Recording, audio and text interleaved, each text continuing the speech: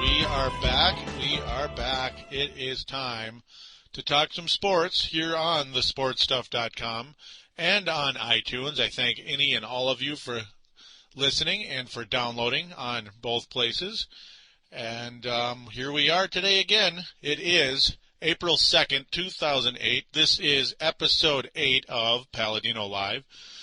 We are going to talk the Minnesota Wild. We are going to also talk about the Minnesota Timberwolves. May throw in a teeny chitter-chatter about the Twins and Vikings. Not too much, I'm sure, because this is pretty much going to be Wolves Wild yet, as they're still the main teams of focus for Paladino Live, because both teams are getting to both leagues are getting into the playoff hunt. The Timberwolves obviously are not.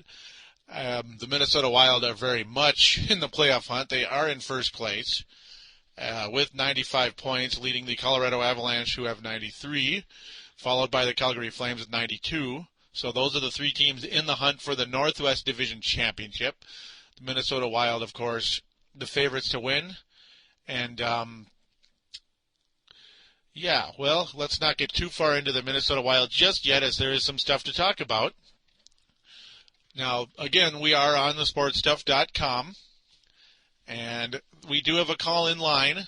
Please call in to this number. It is 916-912-4263. That is 916-912-4263. This is where we interact with you people out there, and this is a voicemail. So you simply call in and you say which show you are addressing, like Russell Shoot Radio or The Crossover or Casey Boom or Paladino Live. And I hope you address Paladino Live at some point. I'd appreciate it. As we need some callers in here. And yes, out there, you guys who did post questions on thesportstuff.com on the Paladino Live page, I do appreciate it. And I will address those questions this week. I apologize that I blew it last week. Sorry, guys. But yeah, anyhow, please do call the voice line, as we need more interaction from you out there. I know you're out there listening, guys, so come on in and interact with us. We'd appreciate it. It makes the show funner for each and every one of us on here. Now, it looks like there haven't been any new shows added this week, so this site has been exploding with one new show after another. It's been great. I'm excited. Just got to get some more listeners to this show, dang it, but also more listeners to every show. Every show, we're all in this together. Every single one of us, let's all explode together, baby. And ultimately, another place to interact with us podcasters and with just each other out there, you guys out there that like to talk sports. We do have message boards, and right now it looks like the button is up on the upper right corner. It changes once in a while. TSS boards, simply click on that. Do get a screen name. Do sign up. It is 100% free and 100% fun. It's that simple. Occasionally, the button for the sports, or the TSS boards, that is, I apologize, is in the center. I mean, it is there all the time. Pretty much in the center. If you scroll down a little bit, TSS boards, you can't miss it either way. We've got great podcasts on this station or website or whatever you call it. So please interact with all of us, and I'm sure more shows are on the way. I've heard some talk about some New York shows. I've also tried to recruit a guy from New York out there, if you're listening. The Pedigree. Yes, I am talking to you, Mr. Pedigree out there, as we'd love to have you if you're listening. So possibly some Yankee talk. Anyhow, let's get back into the show. Now, Paladino Live also has a YouTube. It is found at youtube.com/PaladinJoe, youtube.com/PaladinJoe. So it's not actually Paladino Live on the site, as that event originally, I apologize, I'm not talking good for some reason.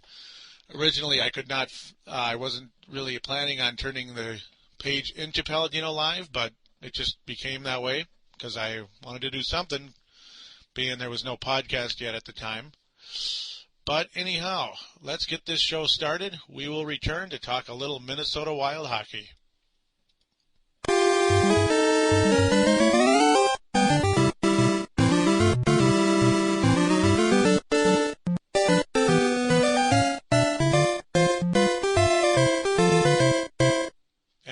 We are back here on Paladino Live. It is time to talk a little hockey. It is time to talk about the first place Minnesota Wild, the hopefully division champion Minnesota Wild of this Northwest Division.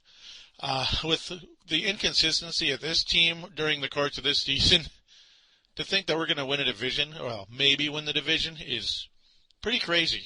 Now, there's virtually no chance there is no chance that we will have as many points as we did last year. That's pretty funny. But as Vancouver had an awesome season last year, and we were unable to catch them. I believe the Minnesota Wild had 104 points last year. Amazing win-loss record, and they were only the 7th seed. So that just tells you how competitive the Western Conference is in the National Hockey League. As the NBA's Western Conference isn't the only ultra-competitive dealie. It's also the same thing in the NHL. And, of course, the Wolves and the Wild are in both of them. Terrific. Not that the Wolves are in playoff contention, but if they were, they'd probably be out of it, Because, if they're only like 10 games above 500, they're probably not going to make it, So, as it looks like, looks like the Golden State Warriors and Denver Nuggets, one of those two, are going to get screwed. But, we're not talking about them just yet. Just had to throw that in there, the comparison. It is time to get into the Wild, and I do remember how I had to leave another game into the next show, and that last game was against the Edmonton Oilers. That game was on Monday, the 24th of March, and yes, that was a 3-5 loss to the Edmonton Oilers. And as that box score is popping up, the Minnesota Wild lose a disappointing game to the Edmonton Oilers, and the Edmonton Oilers, by the way, continue to make a surge towards a possible playoff berth, at least a shot at it, as their record is pretty darn good. In this game, the Wild go down 3-0 right off the bat, pretty much. It looks like only about 5 minutes into the period, the Wild just getting destroyed. I do remember this game. My mind is kind of elsewhere on occasion. And, the Wild quickly down 3-0. Virtually no fight from the Wild in this game at all. Nick Schultz scores his second goal of the year. It just shows you how many goals he's going to score. He gets some assists. He's got like 14 points or whatever. The assists by Mark Parrish and James Shepard. So Shepard trying to creep his way back into the stat sheet a little bit, trying to get back into the box scores. After that, though, Edmonton scores again early in the second period to go up 4-1, followed by Sean Hill's first goal of the year, about 5 minutes into the period, assisted by Eric Belanger. Then Edmonton scores again, so it's like every time we think we're slowly trying to do something, well, not really. It's just not working out. Andrew Cogliano, assisted by Sam Gagne and Robert Nilsson, just destroying pretty much the Wild, destroyed by Edmonton. They get a goal, number 4 of the season, by Todd Fedoruk, assisted by Martin Skula and Sean Hill. So a couple of strange names on that goal right there. Fedoruk, Skula, and Hill, a couple of guys that you're never going to really hear much on the stat sheet. But just not a good game for the Wild at all. Dwayne Rollison, excellent for the Edmonton Oilers. He stopped 31 shots. Not too bad. Not the greatest game of all time, because he did give up 3 goals. But Nicholas Backstrom, putrid. He started the game, faced 10 shots, and made 7 saves. Spectacular. Followed by Josh Harding, who faced 23 shots and saved 21 of them. So neither goalie is particularly great in this game at all. Gaborik not scoring, amassing 2 shots on goal. It was just the kind of game the Wild needed to win and did not. So that is the story of that game. The good news is that after this game, the Wild definitely start playing some good hockey. Some really good hockey, in fact, as they win the next 3 games.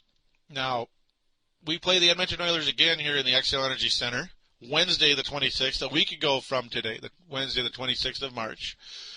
And the Wild win this game 3-1. Branko Radiovic, that guy is a tongue twister, in the box score again. His name's showing up again. So he's really helping this team out.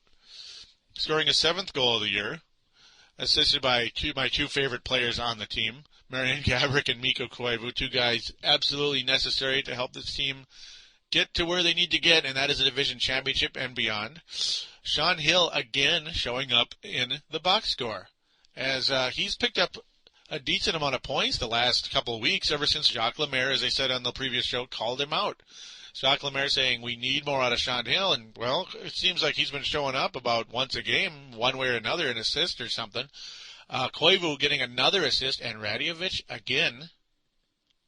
Radivich, well, however, I'm never going to get his name right.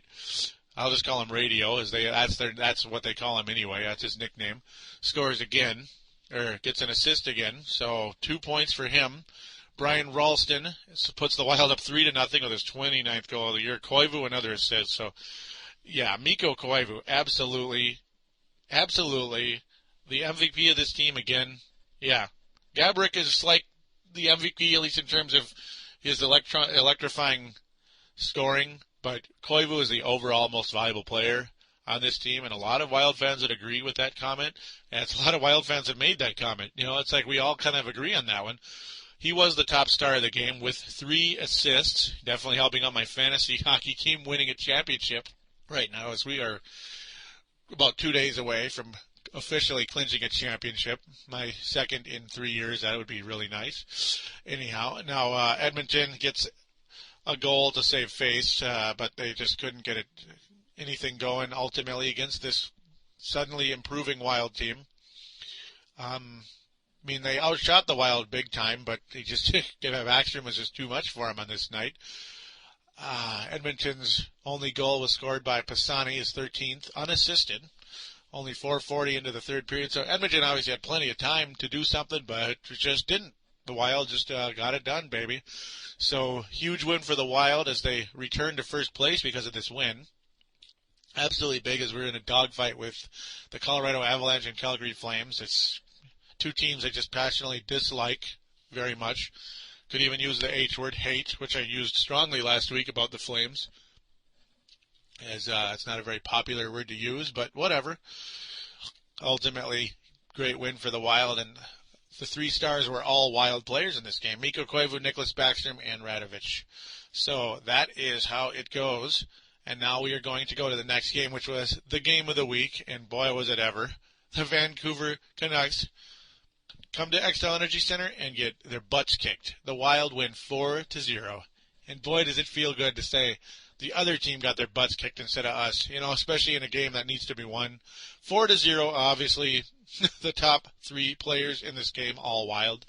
Koivu, Backstrom, and Hill were the 3 stars in that order. Pierre-Marc Bouchard scoring the first goal, his 13th of the game, assisted by Benoit Pouliot and Mikko Koivu. Mikko Koivu again, yes, the MVP, Mikko Koivu again, scoring, or at least getting a point, getting 2 points in this game, that is. The assist there. He scores. The next goal of the game is 11th, assisted by Brian Ralston. And yes, heard this name before, Sean Hill, again, showing up in the box score. Sean Hill has been valuable for this team, as not only has he a tough, strong defense, and he's starting to actually do a little bit of offense. So that's a big bonus. Brent Burns, a guy who's becoming a wonderful player. He's becoming an all-star. He's very close to being an all-star defenseman. 15th goal of the year. That is a Wild record, not only for goals but for points, as I believe that is his 42nd point of the year, assisted by the superstar Marian Gaborik and Pavel Demitra. And then Todd Fedoruk, the tough guy, showing up again with his 5th goal, assisted again by Gaborik. And then Keith Carney with a rare appearance in the box score.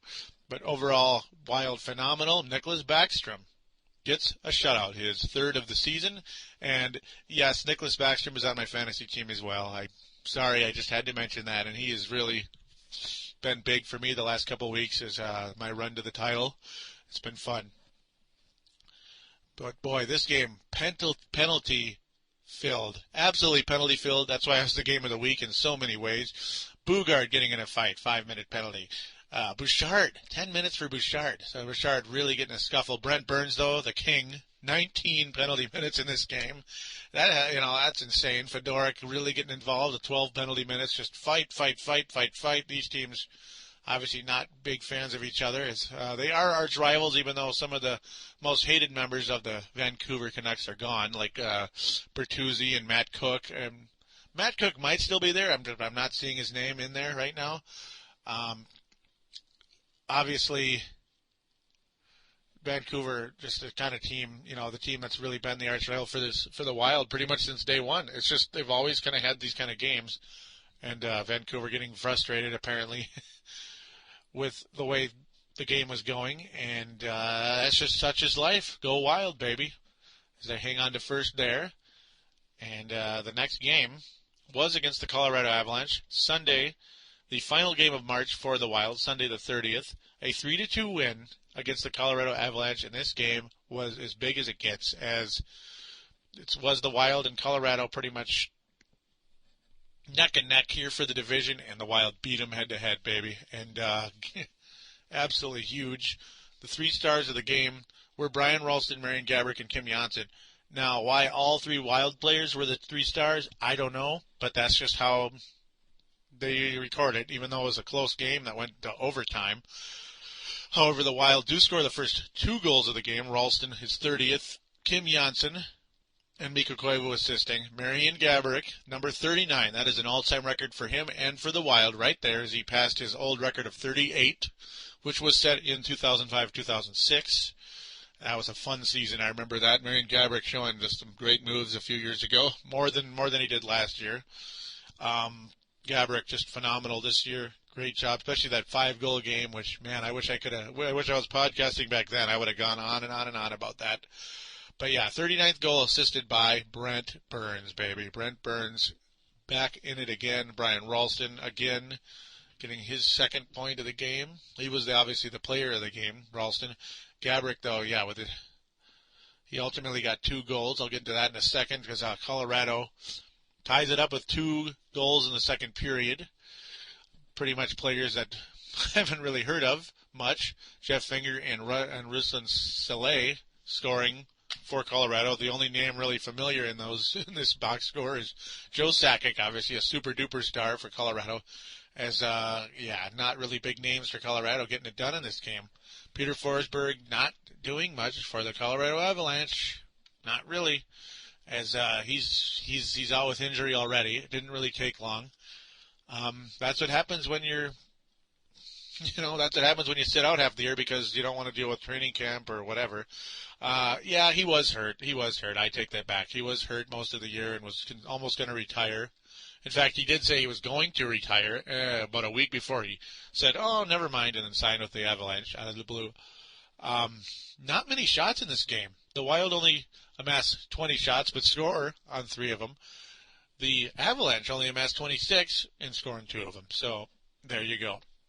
But yeah, the play of the night, the game-winning goal, 3 minutes and 10 seconds into the overtime period, was number 40 by Marian Gaborik, the first Wild to get 40 points. Congratulations, Marian Gaborik, as he also the first Wild player to get 80 points in a season. So I'm not sure if that was the 80th right there. I think it was the game after this. I'm not 100% sure. I'll give it a look. But that was a big play by Marian Gaborik, and it really helped this team in a big way.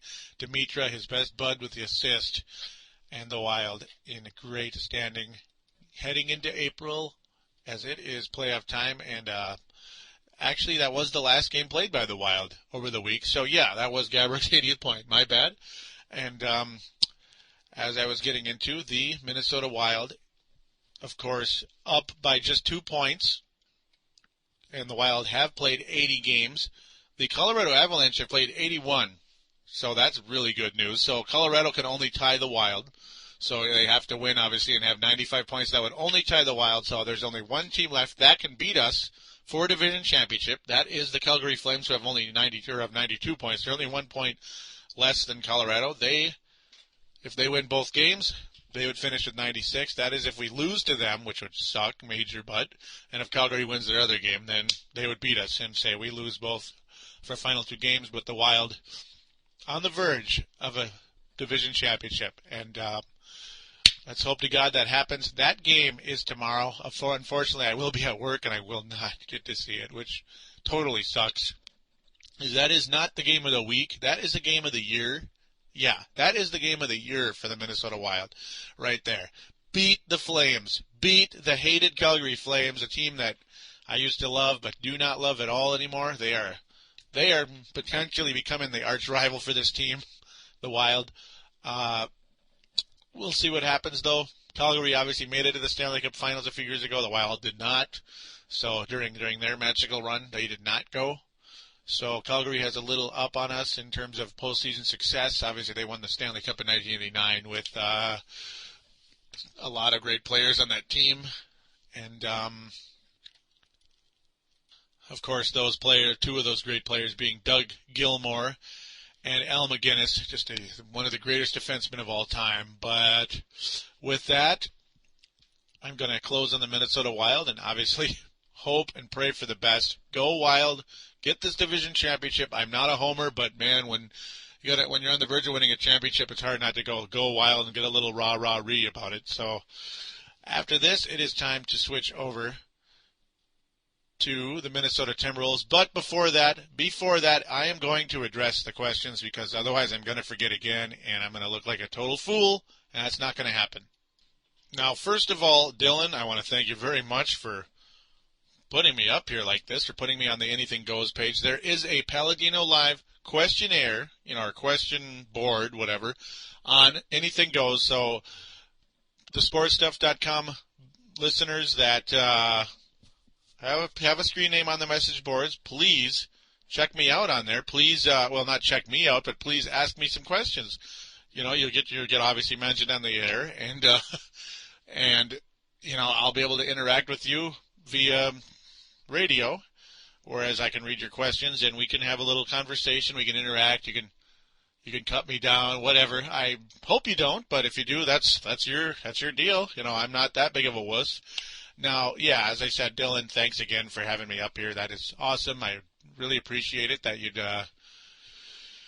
put my show in that page to have a Paladino Live board. That is the bomb. Now, the first thing on here, the first post on here, Dylan Richardson makes the statement, you got questions? Well, Joey has the answers. Ask them here, and he will respond to them on the show. And, yes, that is exactly what's going to happen. Now, the first question was by Dylan Richardson, our boss, the administrator, the man who gave me this position. Now, his question is, or his comment, Joey, where do you see the Vikings finishing next season? Do you think their offseason combined with a full year of Adrian Peterson starting can push this team to the top, or will they be a big flop? Well, I don't think they're going to be a big flop, for one. Now, I don't think they're going to be a great team either. I'm just not ready to say that at all. There is no way in hell they're a great team. Tavares Jackson is completely unproven. Adrian Peterson is an absolute superstar, and for you fantasy footballers out there, Adrian Peterson is a very, legitimate number one overall pick type of guy. He absolutely is. I would think he's going to be a top 5 fantasy player. Now, that's obviously saying that not only is he going to be amazing and awesome, but he's going to be healthy.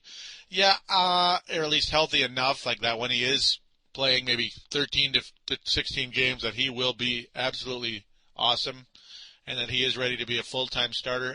Yes, he is, definitely. Obviously, he's going to lose some carries to Tessa Taylor. We know that.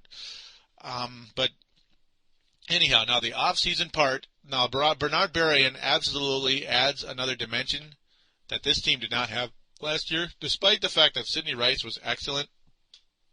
He only had 400 yards, Sidney Rice, last year, because he's very raw. Jackson is very raw. And that's just how it goes. Now, really, Bernard Berrien is the only upgrade. Now, he's a huge upgrade, but the rest of them are pretty much replacements. As Thomas Toupé, the former Gopher fullback, replaced Tony Richardson, the former Viking fullback. Now, Richardson, though a phenomenal fullback, was getting very old, and is getting very old, and good luck to him with the New York Jets, by the way. And he was it seemed like he was hurt all the time. So that's where it could be an upgrade, is if Toupé is ready to go and ready to be a consistent player for this team, stay healthy. He did stay healthy last year, all 16 games, I believe the year before, if I remember the stats correctly. And so that could be an upgrade, no guarantee. We lost Mueldy Moore and replaced him with Hicks from the San Francisco 49ers. That's a push. I really don't know much about Hicks. When I looked at his numbers, they weren't really anything spectacular. They were solid. And Mueldy Moore, nothing spectacular, but solid. So the offseason, now the one offseason thing that has not happened yet, but could make a nice addition. I mean, it's nothing that's going to blow anybody out of the water. In fact, some people on KFAN, Darren Doogie Wolfson, for those of you out there that may listen to KFAN, was not happy about the idea of the Vikings coming extremely close to signing quarterback Gus Frerotte. Now, to me, I think it would be a very good move because Gus Frerotte really helped Dante Culpepper. Just him being here and his steadiness made Culpepper play better. Now, I don't know exactly if he really is a great, kind of like a leader behind the scenes for a young quarterback, but the results would say so. As it seemed right after Frerotte got here, Culpepper was great, and right after Frerotte left, he sucked. And before Frerotte got here, Culpepper sucked. So something's up. Tavares Jackson is not Dante Culpepper, but he's in a similar position. He's kind of a young, unsure quarterback at this point, very raw. So we'll see. And now on to the next comment. It is by Farzine. One of the other great reasons why I'm on here. Farzine is actually the guy who referred me to thesportstuff.com, and he's, a great guy. I hope you guys out there listen to both of his shows, the Kansas City Chiefs show, or KC, there's the KC Boom show where he talks everything KC, and also the Chiefs End Zone show, which is pretty popular when I saw his rating on iTunes. So definitely check him out. His comment, at the moment, who do you want to draft, both Vikings and T-Wolves? Well, that's kind of tough, as I've not really checked into the NFL draft, I have to admit, because my schedule really stinks. But really, for the Vikings, you got to hope and pray for a defensive end, if possible. And offensive tackle wouldn't hurt at all. We need more offensive line depth or like another starter because Bryant McKinney is too inconsistent. He's constantly in trouble with the law. Like one thing after another, he has been a very big disappointment. For a 7th overall pick and for somebody his size, the guy is a behemoth. He's a physical specimen, man, and he has been a complete bust, I think. Like, not a complete bust, I take that back, but he's been very close. He's just a slightly above average player. And with a guy of his physical talent, you would think would be one of the absolute star linemen, offensive linemen in the league, but he's not. And I don't think he's going to be ever, because he would be by now. But as for the Timberwolves, well, Beasley is the easiest choice, and the center from North Carolina would be another choice, obviously. Really, though, for the Wolves, I want a dynamic point guard for this team. And, of course, a dynamic point guard, like big-time point guard, to me would be, obviously, Derrick Rose of Memphis, who's only 19. Yes, Derrick Rose would be my overall top choice in terms of making the Timberwolves better. Now, the best player in college basketball, of course, is Michael Beasley. He's a power forward. He'd be a nice complementary player for Al Jefferson. Now, does that mean Al Jefferson becomes a permanent starter at center? Or Ryan Gomes and Craig Smith, one of those two is going to be completely out of the picture? Well, whereas the other one will probably not hardly get much playing time. I mean, yeah, no one's going to die if Ryan Gomes and or Craig Smith aren't here and the other doesn't play much. But I don't know. Do you really want Al Jefferson to be the permanent center at the same time? I wouldn't, nobody's going to die with that either, but I'm not quite sure if that's where I want to go, in my opinion. Derrick Rose, though, absolutely, 6'3", 205, a big, talented player. It could be like a Chris Paul type player for us. ESPN compares him to Deron Williams. Yeah, that would be nice. That would be pretty nice.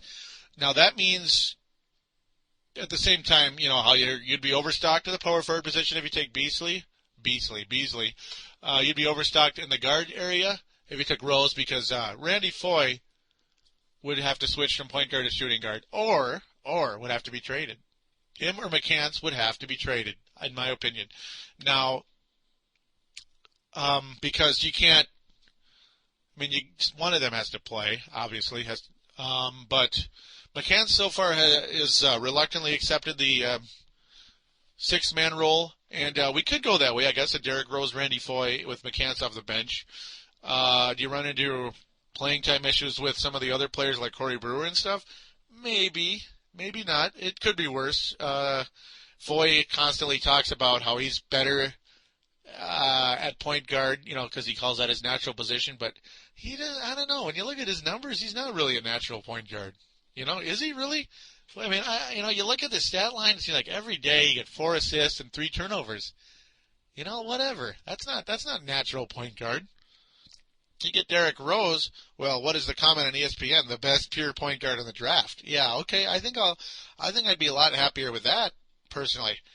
Now, is Foye a bust? I don't know. He's working on it. He's got a lot of talent, and obviously, well, in the summer, he looked like he was ready to just come out and tear the league up. He looked like he was about to become a great player. Like him and Jefferson are going to make this nice duo. We'll see. It's not over yet, because that knee thing, them pretty much having to sit down and do nothing for a couple months, like 3 months, was not healthy at all for his development. But as a whole, Randy Foye gets a big fat I, incomplete, for his grade. I'm not going to give him an F, but I'm sure as hell not going to give him an A or a B, because he gets an I, incomplete I.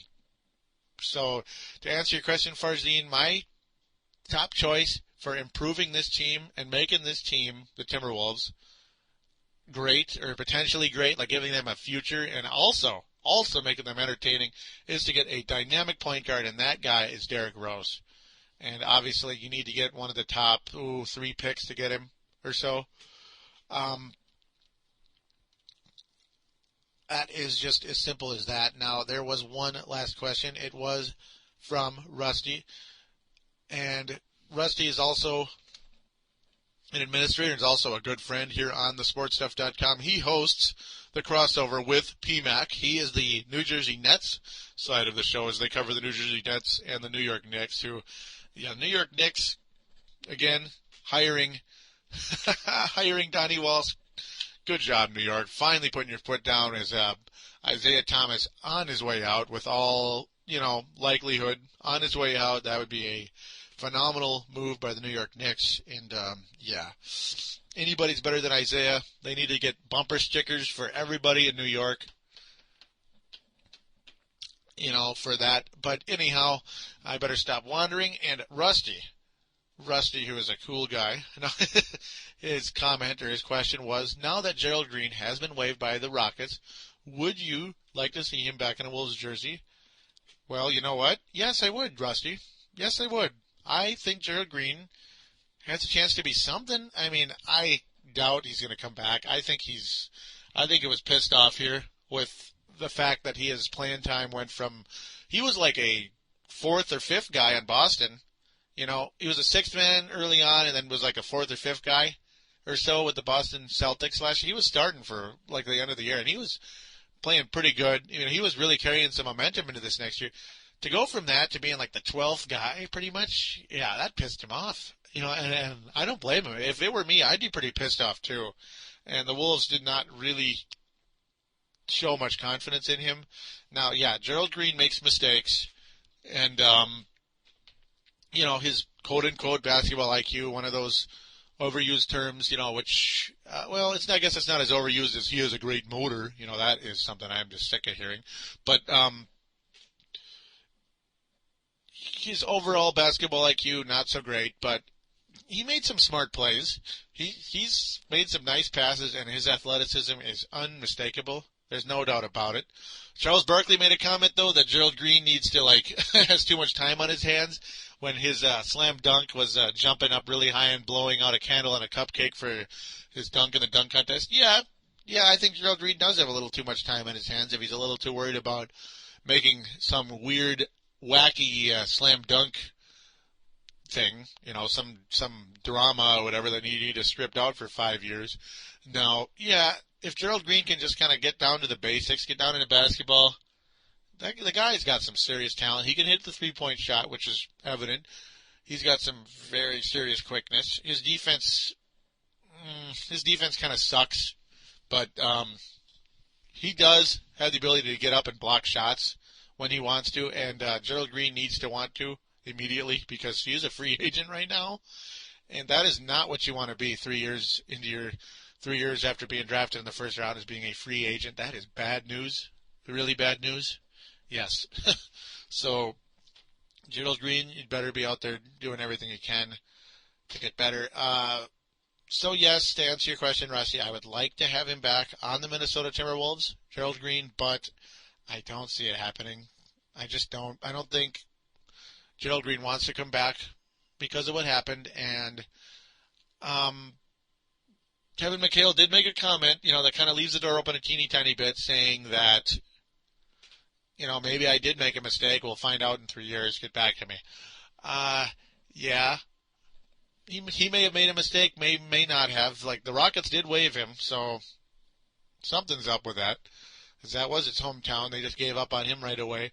So really hard to say what's going to happen with Gerald Green. I will be monitoring him closely because it was an interesting move at how the Wolves did that, with Gerald Green, how they handled him. I wasn't too happy about it, frankly. So, yeah, I hope that answered everybody's questions. Please, out there, those of you out there on the sportstuff.com, please send me more questions on there. Go to the Anything Goes page, and let's talk some NBA, some NHL, some NFL, and even some Minnesota Twins baseball, as they have an entertaining group of players. They're 1-2, of course. I just watched them lose 1-0 to the California Angels. But, yeah, anyhow, it is time for a little hoops talk, and we will be back very shortly.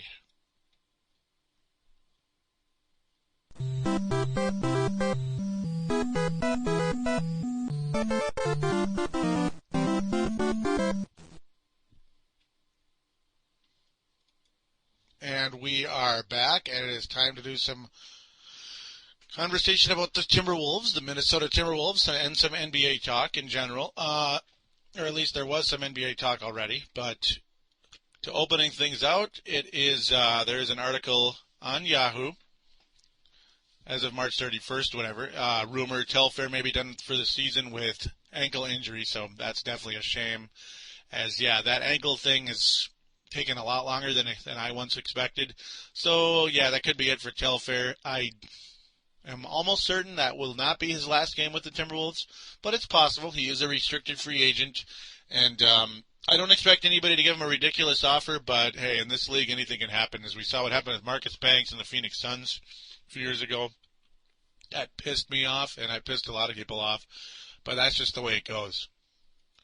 And now as we get into actual Wolves talk, now we left off with that great win over the New York Knicks last Saturday, the 22nd, or, well, Saturday before last, whatever. Now, last Wednesday, a week ago from today, we played at Houston and lost, of course. I mean, I don't think we're going to beat Houston just because. We've not beaten them really all year. And that final score was 97-86 in Houston. And really, the kind of game I didn't expect the Wolves to win. I was able to watch the whole game. Al Jefferson, again at center, had 21 points, 5 blocks, 10 rebounds. He played pretty good in this game, though he did shoot only 9 of 21. So field goal percentage not so hot, but very solid. This guy continues to improve. He also got 2 steals, so his defense looking pretty good. He didn't turn the ball over once. That's really good, considering the Wolves. A couple of Wolves starters did really bad in that category, including Randy Foye. Randy Foye, Mr. Turnover. Less assists than turnovers, again, at the guard position. 4 assists, 5 turnovers. only 5 points, 2 steals, 2 of 8 from the floor, 1 of 3 from three-point range. Did not get to the free throw line at all. Oh boy, yeah. Derrick Rose, anyone? Derrick Rose? Yeah, I think Derrick Rose would be pretty good right now on the Wolves. Yeah, I think it's just starting to say it all. Despite I know everybody's gonna say Foy's rusty. Sure he is, but so was McCants last year, and McCants isn't turning anybody's head this year, so it's just how it goes. Now, Garich had 6 assists in this game. That's not too bad. He only shot the ball 4 times and made 1 basket. It was a 3-pointer. And that was it. 3 points, Garich. 1 block, though, and 2 steals. So Garich kind of filling a role, though. Played 35 minutes in this game. Okay. I don't see why. Those numbers do not tell you he really needs to be on the floor that much. He's a backup. Ryan Gomes and Kirk Snyder, again, the 2 solid forwards who I've been very happy with on this team for the times that they have started together. Gomes, 17 points, 9 rebounds. Excellent in this game. 2 of 3 from three-point range and 6 of 13 from the floor, so not bad at all for Ryan Gomes. Unfortunately, now Kirk Snyder had 12 points, 6 assists, and 6 rebounds. That's some sweet numbers there for a guy who was dead, pretty much left for dead on the Houston Rockets bench. But he did get 6 turnovers, so though the 5 of 7 from the floor, Kirk Snyder he puts the ball in the basket. He really does. And what I'm gonna say, I think the Wolves are gonna keep him, and I would keep them if I were him. I think he's better than Trenton Hassel. What do you think of that? Yeah, I think Kirk Snyder is better than Trenton Hassel. Absolutely. And he's younger, and he's more athletic, and he's more powerful. So, yeah, he is better than Trenton Hassel as far as I'm concerned. So, yeah, I'm going to give him a pass on the 6 turnovers, even though it's a really ugly stat. Just because, 5 of 7 from the floor and 6 assists, when he's not exactly a point guard, Randy Foy, or at least he says he's a point guard. Rashad McCants off the bench, a bloated 16 points. He did get 2 steals and 5 rebounds, though, so that's good. But, yeah, the 16 points came from 6 of 15 from the floor. So that's not too great. That's under 40%.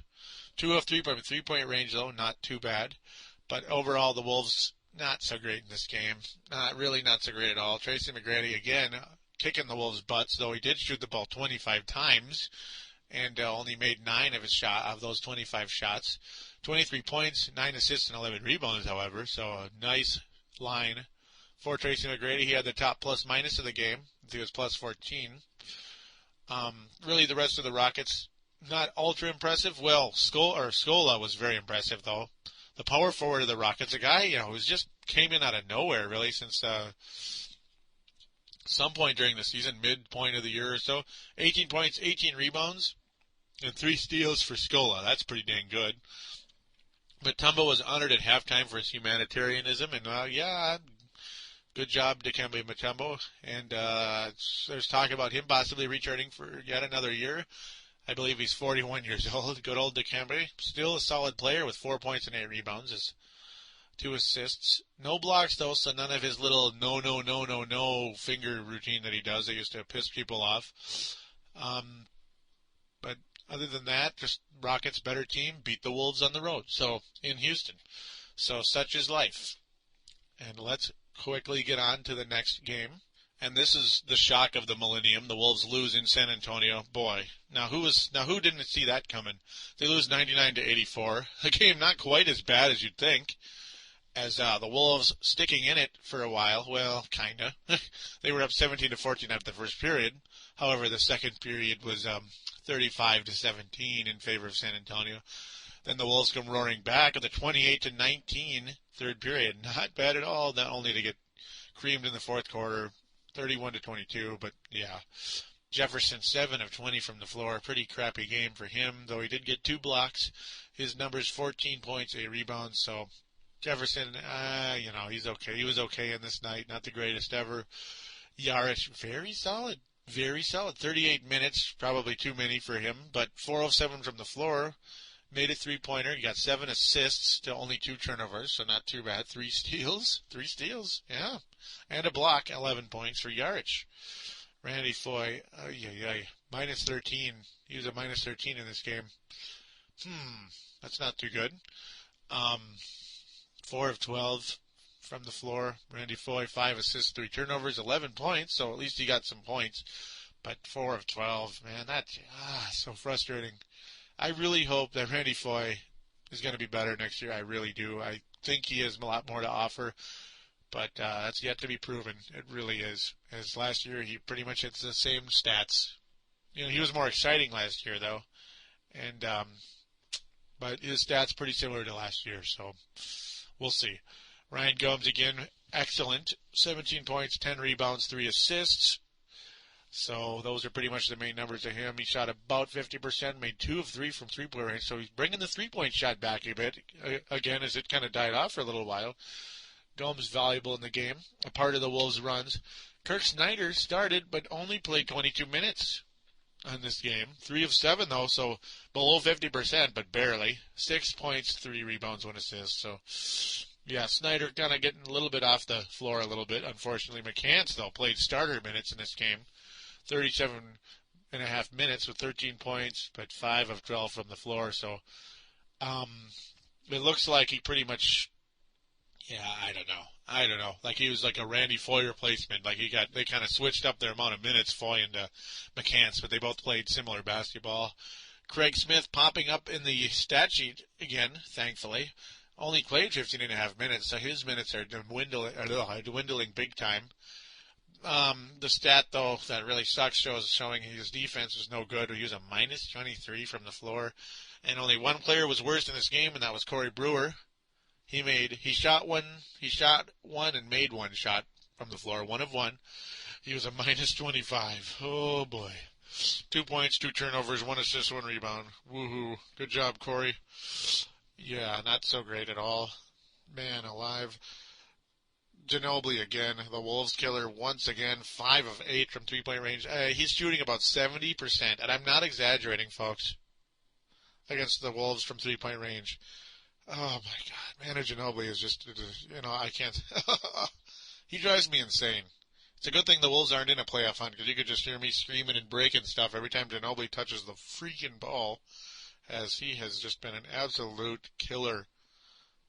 Every time the Wolves look like they're playing good. For some reason, the Wolves have had some competitive moments against this Spurs team for some strange reason. But Ginobili is always the one to pretty much say, you're not going anywhere, guys. You think you're so great? Coof. Here's my 19th 3 out of like 21 this year, for cripe's sake. So, Ginobili flat amazing again with 26 points, 8 of 11 from the floor. Yeah, just a killer. Duncan, 12 points, 14 rebounds, nothing great at all. 2 blocks, but 4 of 13. Tony Parker, another Wolves killer and another just good player. 7 of 13 from the floor. 18 points, 8 assists, 3 rebounds. So, Finley, solid starter with bench kind of minutes. 7 of 8. Pretty much made almost every shot. I love Michael Finley, by the way. 16 points. Michael Finley, just awesome, and he's always been a Wolf killer as well, while we're getting way, way, way, way back with the Mavericks and Phoenix Suns and such. Finley, just love him. And now we fast forward to the game of the week, Sunday the 30th, as this was a great day for Minnesota sports. Obviously the Wild beating Colorado on this day as well. Great day for Minnesota sports. The Minnesota Timberwolves beat the Utah Jazz 110-103. Not sure too many people saw that one coming. Marko Jaric with 40 minutes in this game? Why? 4 of 11 from the floor, 1 of 5 from the three-point range. He was a +8, however, with 3 steals. He had 10 points and 5 assists, so he did something right. He did a good job. It looked like he pestered Deron Williams a little bit in this game. Only 5 of 15 for Deron, though he did get 15 points and 13 assists. Except, the Jazz lost the game, so that's what matters most. Randy Foy, 4 of 5 from the floor, not too bad. He did get 5 assists and 3 turnovers. Still getting turnovers, man. Randy Foy struggling again in that area. 9 points in the game. Jefferson, very good, but not amazing. 22 points, 8 rebounds, 3 blocks. So, Jefferson is really picking up the blocks of late. He has been playing some great ball in that area. 8 of 9 from the free throw line. That's good news. 7 of 18 overall. Ryan Gomes, again, very solid at the power forward spot. 17 points, 4 rebounds. Though he did have 4 turnovers in the game, so that wasn't so great. But here was the a bit of a storyline for the night. Corey Brewer returns to the starting lineup ahead of Kirk Snyder. Because, Kirk Snyder's numbers dwindling a teeny tiny bit. Nothing bad, but Corey Brewer putting up Kirk Snyder type, numbers in terms of field goal percentage. 7 of 10 for Corey Brewer. That's got to be his career high. 7 of 10. Excellent. Made both of his free throws. 16 points, 7 rebounds, 3 assists, 1 steal. I hope that is what is to come into the years, the coming years, including next year for Corey Brewer. Hopefully something is on the way. He did only play 26 minutes and got all those nice numbers. So, yeah, when Brewer plays well, he plays real well. And let's hope to God that is a glimpse of what is to come. Kirk Snyder playing a little 6th or 7th man, and he had the top plus-minus rating of the entire game. He was a plus 12 with 10 points, 4 assists, 4 rebounds, 1 steal. Excellent job. 3 of 6, another 5 or 50% from the floor. And McCann's shooting over 50%. Not bad. 24 minutes on the game. 6 of 10. Yep, pretty good. 16 points for McCants. So, yeah, really the story of the game, though, was Brewer. And with how he returns to the lineup and is very solid. Did a very good job on the Utah Jazz forwards. C.J. Miles, one of them, and Harpring and others. Korver only 2 of 6 in the game, 0 of 3 for 3-point range. So Korver pretty much shut down. That's good news. He's one of those dangerous players on this Jazz team and a big reason why they have improved so much. But with that will conclude the overall Wolves coverage for the week. So there was a Wolves game against Detroit on Tuesday, but I'm going to save that for my next show. As I don't want to have almost no games for next show. As, again, not too bad week for the Wolves. Nothing amazing, but not bad. And really, this has been a fun show, and I had to absolutely make sure to get this show in, otherwise there'd be no show this week. As it's late at night. It's like, it's late in the evening here on Wednesday night, April 2nd, of course, 2008. I really want all of you out there that are listening and that enjoy this show, because I know there are those of you out there that really do like Paladino Live and like my work, and I really would appreciate it if you could please spread the word about this show, tell your friends about this show, get them in to listen. I'd really appreciate it, as I need more listeners, and the sportstuff.com needs more listeners as well as a whole. There is no doubt about it. We are a group of podcasters on the rise, and we can't get there without you. So we need more listeners. We need support. We need your help. Please tell others about the show. Spread the word if you can. And really, all of us need to spread the word as well. As not all, I've not even really done enough marketing. I need to do more. I need to absolutely do more, and I'm going to do what I can without being annoying, without pestering people. Just got to do what we can to get things going here, as I think a lot of us are better than we've gotten credit for to this point in terms of, listenership. We need more listeners, baby. So with that, we're going to conclude episode number 8. It has been fun as always, and I hope you did enjoy the show. Please email me, paladinolive@yahoo.com, paladinolive@yahoo.com. Don't forget to add me on Yahoo Messenger. Paladino Live is one word. Also, Paladino Live is one word as well on AIM, AOL Instant Messenger. So please add me. Let's have some conversation. So far, I pretty much just have podcasters on those Yahoo Messengers. I need some of you listeners out there on too. So it'd be great to get to know you. As you're all out there, you're invisible to me right now. I'd like to get to know you guys. So please hit me up. Let's do some talking. Let's do some podcasting, and let's explode together, baby. I want all of you to have a great week. Take care, and we'll see you next week for episode number 9.